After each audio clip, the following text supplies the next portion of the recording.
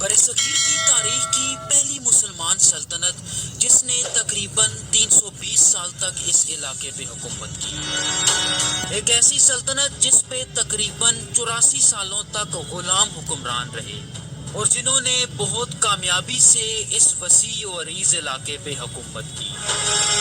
اسی سلطنت کے ایک سلطان نے برصغیر سے پہلی دفعہ کوہ نور حاصل کیا، جو آج بھی دنیا کا سب سے قیمتی ہیرا سمجھا جاتا ہے۔ ویورز، آج ہم برصغیر کی پہلی مسلمان سلطنت یعنی دہلی سلطنت کی فیملی ٹری کی بات کریں گے۔ دہلی سلطنت پہ حکومت کرنے والے 5 خاندان کون سے تھے اور موجودہ دور میں یہ خاندان کہاں بستے ہیں؟ اس سلطنت کے غلام حکمران کون تھے اور یہ غلام دہلی کے تخت پہ کیسے بیٹھ گئے؟ اس عظیم سلطنت کے زوال کی کیا وجوہات تھی اور ان کا خاتمہ کس حکمران کے ہاتھ ہوا؟ اس فیملی ٹری کو سمجھنے کے لیے ہمیں ان وقتوں کی عظیم غوری سلطنت پہ آنا پڑے گا جس کے حکمران سلطان شہاب الدین محمد غوری تھے۔ چونکہ سلطان شہاب الدین کی کوئی اولاد نہ تھی تو وہ بہت شوق سے مختلف غلام خریدا کرتے اور ان غلاموں سے اپنے بیٹوں اور جانشینوں جیسا سلوک کیا کرتے۔ ان کے سب سے اہم غلام قطب الدین ایبک غوری سلطنت کے ہندوستان کے علاقوں کے انچارج تھے۔ چنانچہ سلطان شہاب الدین کے انتقال کے بعد قطب الدین ایبک نے لاہور کو اپنا دارالخلافہ بناتے ہوئے ہندوستان میں غوری سلطنت کے تمام علاقوں پہ اپنی خود مختار حکومت کا اعلان کر دیا۔ تو یوں انہوں نے دہلی سلطنت کے جھنڈے تلے اپنی مملوک یعنی غلاموں کی سلطنت کی بنیاد رکھی۔ سن 1210 میں سلطان قطب الدین ایبک لاہور میں ایک کھیل کے دوران اچانک انتقال کر گئے، جس کے بعد ترک اشرافیہ نے سلطنت میں عدم استحکام کو روکنے کے لیے آرام شاہ کو تخت پہ بٹھا دیا۔ لیکن ویورز، آرام شاہ کا قطب الدین ایبک سے تعلق واضح نہ تھا۔ یہی وجہ تھی کہ تخت پہ بیٹھنے کے محض 1 سال کے اندر قطب الدین ایبک کے ایک خاص غلام شمس الدین التمش نے آرام شاہ کا تختہ الٹ دیا اور دہلی کو اپنا دارالخلافہ بناتے ہوئے سلطنت کے تیسرے سلطان بنے۔ ویورز، چونکہ سلطان التمش دہلی سے حکومت کرنے والے پہلے سلطان تھے تو انہیں صحیح معنوں میں دہلی سلطنت کا بانی سمجھا جاتا ہے۔ سلطان التمش کچھ ہی عرصے میں سلطنت کو افغانستان میں غزنی سے لے کے ہندوستان میں بنگال تک پھیلانے میں کامیاب ہو گئے۔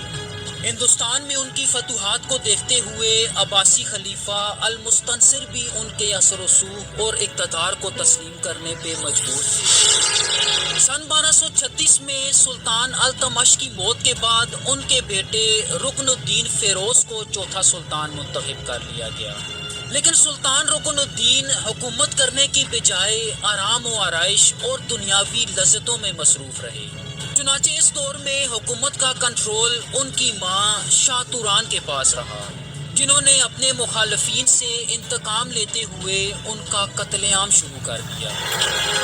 توران شاہ کے ان اقدامات کی وجہ سے سلطان التمش کی بیٹی رضیہ سلطانہ عام عوام اور سلطنت کے رئیسوں کی حمایت حاصل کرنے میں کامیاب ہو گئی۔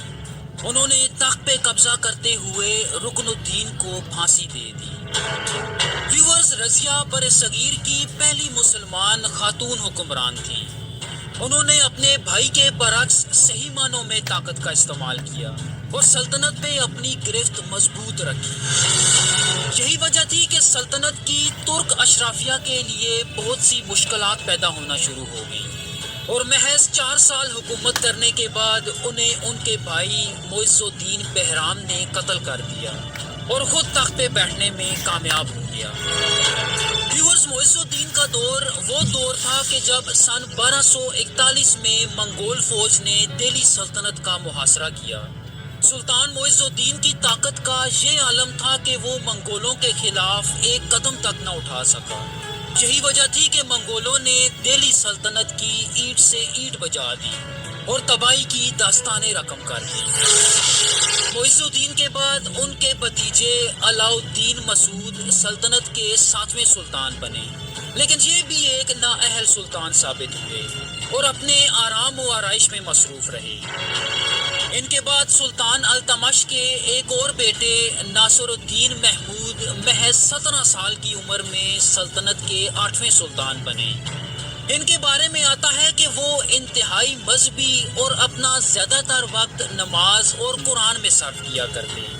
ان کے دور میں حکومت صحیح معنوں میں ان کے سسر غیاث الدین بلبان چلا رہے تھے، اور سن 1266 میں ان کے انتقال کے بعد بلبان تخت پہ بیٹھنے میں بھی کامیاب ہو گئے۔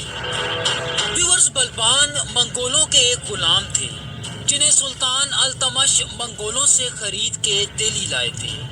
ایک سلطان کی حیثیت سے وہ بہت کامیاب ثابت ہوئے، اور تخت پہ بیٹھتے ہی انہوں نے اپنے آس پاس کے علاقوں میں فتوحات کا سلسلہ دوبارہ شروع کیا۔ اس کے ساتھ ساتھ وہ بہت کامیابی سے منگولوں کے سامنے بھی ڈٹے رہے۔ سلطان بلبان کے 2 بیٹے تھے۔ ان کے بیٹے محمد خان منگولوں کے ہاتھ قتل ہو چکے تھے، جبکہ ان کے دوسرے بیٹے ناصر الدین بگرا خان کو دہلی کی بجائے بنگال میں زیادہ دلچسپی تھی۔ چنانچہ بلبان کے انتقال کے بعد ان کے پوتے معز الدین کیقوباد کو دہلی سلطنت کا 10واں سلطان چن لیا گیا۔ ان کے بارے میں آتا ہے کہ سلطان بننے کے بعد انہوں نے اپنی زندگی آرام و آسائش، شراب اور عورتوں میں صرف کی۔ 4 سال حکومت کرنے کے بعد سن 1290 میں جلال الدین خلجی نے انہیں اور ان کے شیرخوار بیٹے شمس الدین کو قتل کرتے ہوئے برصغیر سے مملوک غلاموں کی حکومت کا خاتمہ کر دیا، اور ویورز یوں دہلی سلطنت پہ خلجی دور حکومت کا آغاز ہوا۔ اگر خلجی قبیلے کی بات کی جائے تو یہ ایک ترک قبیلہ تھا جو ترکستان سے ہجرت کرنے کے بعد تقریباً 200 سال سے افغانستان میں آباد تھے، جہاں یہ آج بھی پائے جاتے ہیں۔ سلطان جلال الدین خلجی نے ایک عظیم منگول حملے کو بہت کامیابی سے پسپا کیا۔ ان کے بارے میں سب سے دلچسپ بات یہ ہے کہ انہوں نے بہت سے منگولوں کو اسلام قبول کرنے کے بعد ہندوستان میں آباد ہونے کی اجازت دی۔ سن 1296 میں جلال الدین کے بھتیجے علاء الدین خلجی نے ان کے خلاف بغاوت کرتے ہوئے انہیں قتل کر دیا، اور سلطنت کے 13ویں سلطان کی حیثیت سے تخت نشین ہوئے۔ ویورز، اگر سلطان علاء الدین خلجی کو دہلی سلطنت کا سب سے طاقتور اور بااثر سلطان کہا جائے تو یہ غلط نہ ہوگا۔ اس کی خاص وجہ یہ ہے کہ انہوں نے دریائے راوی کے کنارے منگولوں کو ایک فیصلہ کن شکست دی، اور تاریخ میں پہلی دفعہ منگول فوج کا تعاقب کرتے ہوئے ان کے کئی علاقوں پہ قبضہ بھی کر لیا۔ اس کے علاوہ دہلی سلطنت کی تاریخ میں پہلی دفعہ ہندوستان کے جنوب کی طرف فتوحات کا ایک سلسلہ شروع کیا۔ کہا جاتا ہے کہ جنوب کی طرف فتوحات میں ان کے ہاتھ ایک ایسی چیز لگ گئی کہ جس کا پوری دنیا میں کوئی ثانی نہ تھا۔ ہوا کچھ یوں کہ سن 1310 میں علاء الدین کی فوج نے ورنکال پہ حملہ کیا۔ اس علاقے سے مال غنیمت میں ان کے ہاتھ ایک بہت قیمتی ہیرا یا ڈائمنڈ لگا جسے کوہ نور کے نام سے جانا جاتا تھا۔ ویورز، یہ وہی کوہ نور ہے کہ جو بعد میں انگریزوں کے ہاتھ لگا، اور اسے آج بھی برطانیہ کے شاہی تاج میں دیکھا جا سکتا ہے۔ سلطان علاء الدین کی موت کے بعد ان کے بیٹے شہاب الدین محض 4 سال کی عمر میں تخت نشین ہوئے، تاہم صرف 1 سال کے اندر ان کے بھائی قطب الدین مبارک شاہ نے انہیں قتل کر کے تخت پہ قبضہ کر لیا۔ ویورز، مبارک شاہ دہلی سلطنت کے آخری خلجی سلطان تھے۔ انہیں ان کے ایک غلام جنرل خسرو خان نے ایک سازش کے ذریعے قتل کر دیا، اور 16ویں سلطان کی حیثیت سے دہلی سلطنت کے تخت پہ بیٹھا، تاہم صرف 2 ماہ حکومت کرنے کے بعد اسے بھی باغیوں کے ایک گروہ نے معزول کر دیا۔ اس گروہ کی قیادت غیاث الدین محمد تغلق کر رہے تھے، جو خسرو خان کو قتل کر کے دہلی سلطنت کے 17ویں سلطان بنے۔ اور ویورز، اس دور سے دہلی سلطنت پہ تغلق خاندان کی حکومت کا آغاز ہوتا ہے، جس کے بانی سلطان غیاث الدین تغلق تھے۔ ان کے بارے میں آتا ہے کہ انہوں نے اپنی سلطنت میں بسنے والے منگولوں کا قتل عام شروع کیا، اور منگول فوج کو کئی محاذوں پہ ذلت آمیز شکستیں بھی دیں۔ ان کے انتقال کے بعد ان کے بیٹے محمد بن تغلق تخت نشین ہوئے۔ مورخ لکھتے ہیں کہ انہوں نے سلطنت کے دارالخلافے کو دہلی سے دولت آباد منتقل کر دیا۔ اس علاقے میں منتقلی کی خاص وجہ یہ تھی کہ یہاں رہتے ہوئے وہ سلطنت کے شمال اور جنوب دونوں حصوں کو دیکھ سکتے تھے۔ مشہور مورخ ابن بطوطہ کے مطابق اس منتقلی کے نتیجے میں دہلی شہر مکمل طور پہ ویران ہو گیا، یہاں تک کہ شہر میں کوئی جانور بھی نظر نہ آتا تھا۔ محمد بن تغلق سن 1352 میں سندھ جاتے ہوئے رستے میں انتقال کر گئے۔ ان کی موت کے بعد پوری سلطنت میں بغاوتوں کا ایک سلسلہ شروع ہوا اور سلطنت کے کئی علاقوں نے اپنی خود مختاری کا اعلان بھی کر دیا۔ ویورز، اس دور میں ایسی صورتحال تھی کہ کوئی بھی تخت پہ بیٹھنے کو تیار نہ تھا۔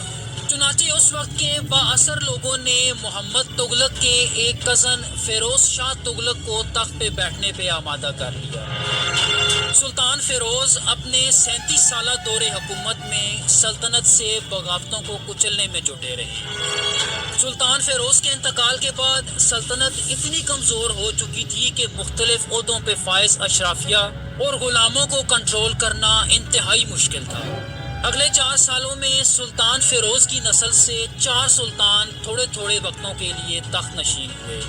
چنانچہ اگر ہم محمد شاہ کے بیٹے ناصر الدین محمود شاہ کے دور کی بات کریں تو اس دور میں لڑکھڑاتی دہلی سلطنت پہ امیر تیمور لنگ نے حملہ کیا۔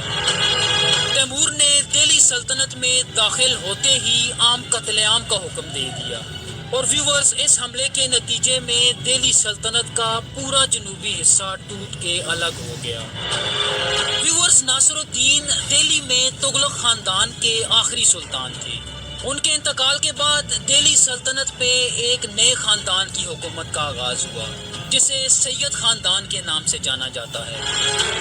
سید سلطنت کے پہلے سلطان خضر خان تھے جنہیں خود تیمور نے دہلی سلطنت کے تخت پہ بٹھایا تھا۔ ویورز، خضر خان اپنے آپ کو حضرت محمد صلی اللہ علیہ وآلہ وسلم کی اولاد سے ہونے کا دعویٰ کرتے تھے۔ یہی وجہ تھی کہ انہوں نے اپنی سلطنت کا نام بھی سید سلطنت رکھا۔ لیکن ان کے دور میں دہلی سلطنت تیموریوں کو خراج دینے پہ مجبور تھی۔ خضر خان کے بعد ان کے بیٹے مبارک شاہ دہلی سلطنت کے 26ویں سلطان بنے۔ ان کے دور میں سلطنت محض دہلی شہر کے مضافات تک محدود ہو کے رہ چکی تھی اور اس کے ساتھ ساتھ انہی کے دور میں پنجاب کے جسرت کھوکھر نے دہلی سمیت سلطنت کے ایک وسیع علاقے پہ قبضہ کر لیا۔ لیکن پھر 1 سال بعد مبارک شاہ سلطنت کے تمام علاقے واپس لینے میں کامیاب ہو گئے۔ اس واقعے کے 2 سال بعد مبارک شاہ کو قتل کر دیا گیا اور ان کی جگہ ان کے بھتیجے محمد شاہ تخت نشین ہوئے۔ لیکن ویورز، محمد شاہ کو حکومت کرنے یا سلطنت میں کوئی دلچسپی نہ تھی۔ وہ اپنا زیادہ تر وقت شکار کرنے میں صرف کیا کرتے اور آخر کار بہت زیادہ شراب پینے سے سن 1445 میں ان کا انتقال ہو گیا۔ ان کے بعد ان کے بیٹے عالم شاہ نے ان کی جگہ لی اور عالم شاہ کو بھی اپنے والد کی طرح حکومت سے کوئی دلچسپی نہ تھی۔ وہ اپنا سارا وقت دین اسلام اور قرآن پڑھنے میں صرف کیا کرتے۔ سن 1448 میں عالم شاہ غیر اعلانیہ طور پہ اپنے سلطان کا چارج چھوڑ کے موجودہ اتر پردیش میں آ گئے۔ حکومت کے اس خلا کو دیکھتے ہوئے بہلول لودھی نے دہلی سلطنت کا کنٹرول سنبھال لیا، تو ایسے دہلی سلطنت پہ لودھی خاندان کی حکومت کا آغاز ہوا۔ ویورز، لودھی ایک افغان پشتون قبیلہ ہے جس کے لوگ آج بھی پاکستان اور ہندوستان کے کئی علاقوں میں پائے جاتے ہیں۔ بہلول لودھی نے سلطنت میں بغاوتوں کو روکنے کے لیے بہت سے اقدامات کیے اور سلطنت کے بہت سے کھوئے ہوئے علاقوں کو دوبارہ فتح بھی کر لیا اور سن 1489 میں ان کے انتقال کے بعد ان کے بڑے بیٹے سکندر لودھی تخت نشین ہوئے۔ ویور، سکندر کو لودھی خاندان کے سب سے کامیاب ترین سلطان کے طور پہ جانا جاتا ہے۔ اس کی وجہ یہ تھی کہ وہ کافی حد تک سلطنت میں امن لانے اور اسے وسعت دینے میں کامیاب رہے۔ اس کے ساتھ ساتھ انہوں نے سلطنت کو تجارت کا مرکز بنا دیا تھا۔ سن 1517 میں ان کے انتقال کے بعد ان کے بیٹے ابراہیم لودھی سلطنت کے 31ویں اور آخری سلطان بنے۔ انہوں نے تقریباً 9 سال حکومت کی، تاہم اپنے والد کے برعکس وہ حکمرانی کے قابل نہ تھے۔ چنانچہ سن 1526 میں کابلستان کے ایک حکمران ظہیر الدین بابر نے دہلی پہ حملہ کیا۔ بابر کی محض 20,000 فوج نے پانی پت کی جنگ میں ابراہیم لودھی کی